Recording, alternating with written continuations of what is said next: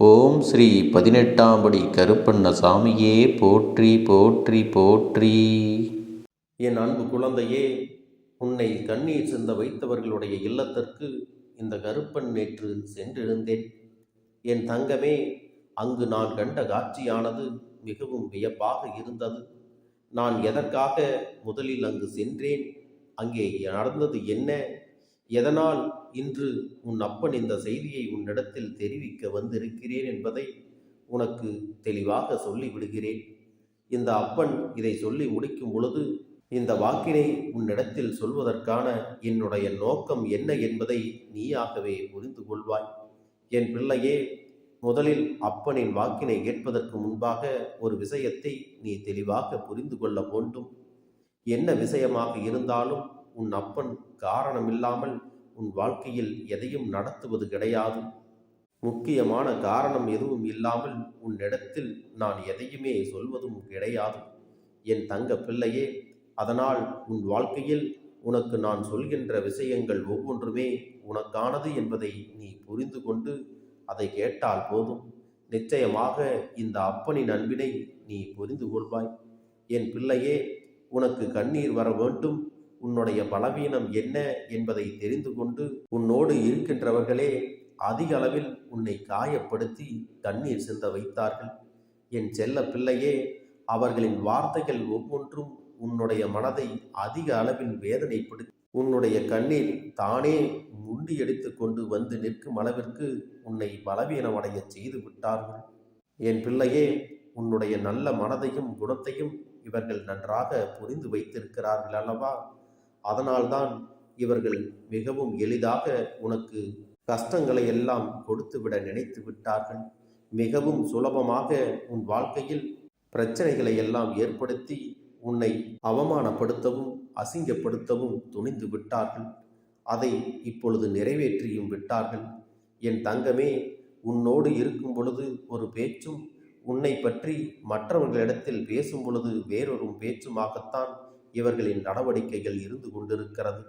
உனக்கு இந்த உண்மைகள் எல்லாம் தெரிய வரும் பொழுது இவர்களோடுதான் நாம் எத்தனை காலமும் உண்மையான அன்போடு பழகி கொண்டிருந்தோமா என்று என் குழந்தைக்கு மனதில் மிகுந்த வேதனை ஏற்பட்டது.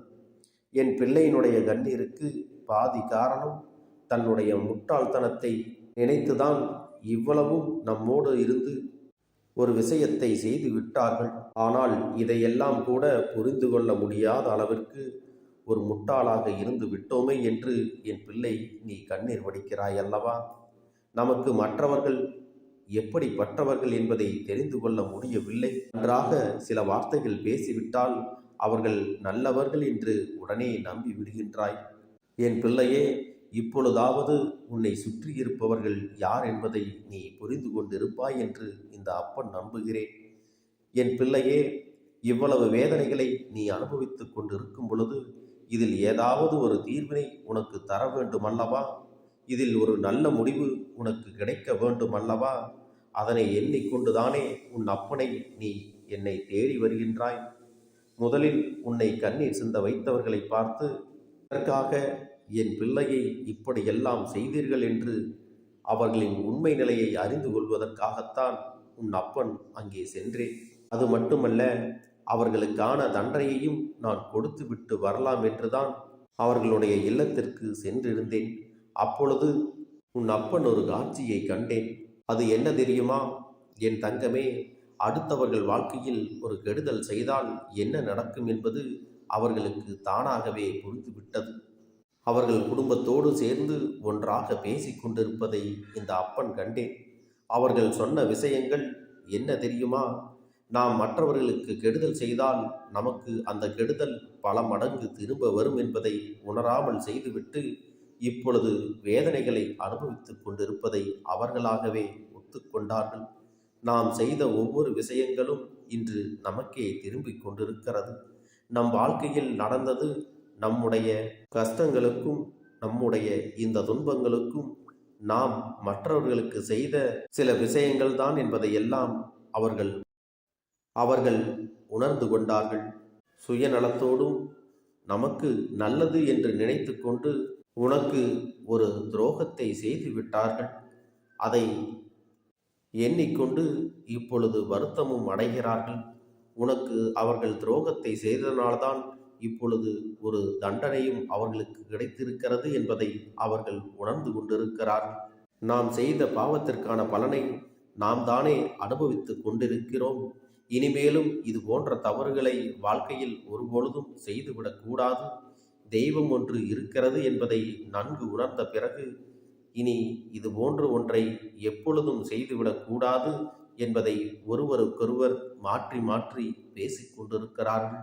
அவர்கள் குடும்பத்தில் இருக்கின்ற சிலர் தங்கள் மீது குற்றம் இல்லை என்பது போன்ற ஒரு பிம்பத்தை காட்டி பேசினாலும் அவர்கள் குடும்பத்தில் இருக்கக்கூடிய பெண் குழந்தையின் வாயாலேயே அவர்கள் என்னவெல்லாம் செய்தார்கள், அதற்கான பலனைத்தான் நீங்கள் அனுபவித்துக் கொண்டிருக்கிறீர்கள்.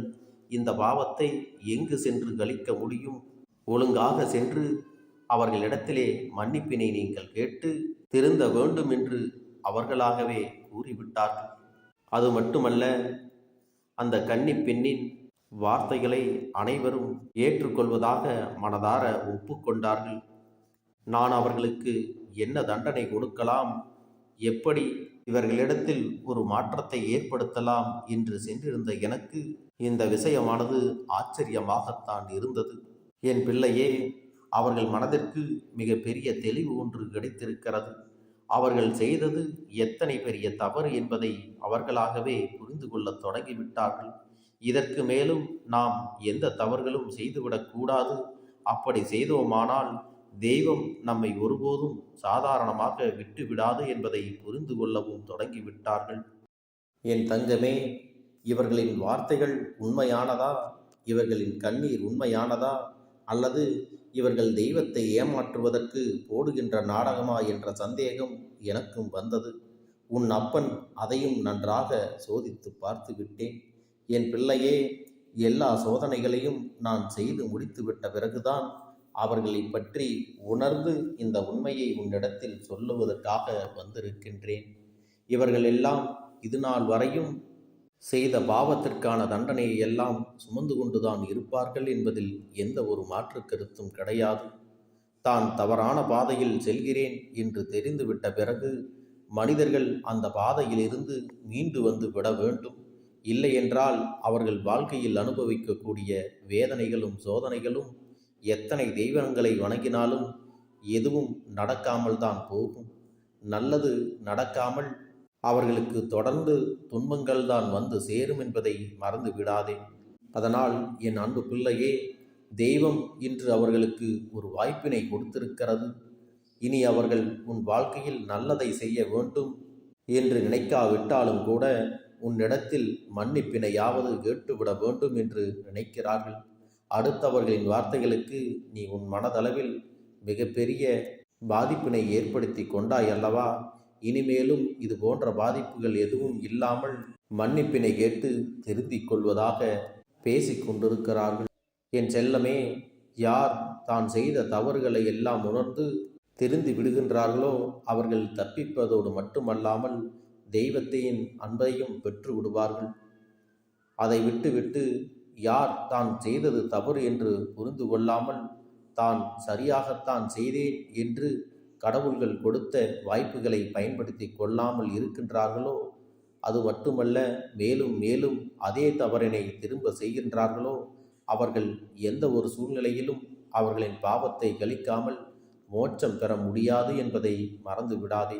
என் தங்கமே, இனிமேல் உன் வாழ்க்கையில் நல்ல நேரம் ஆரம்பித்து விட்டது.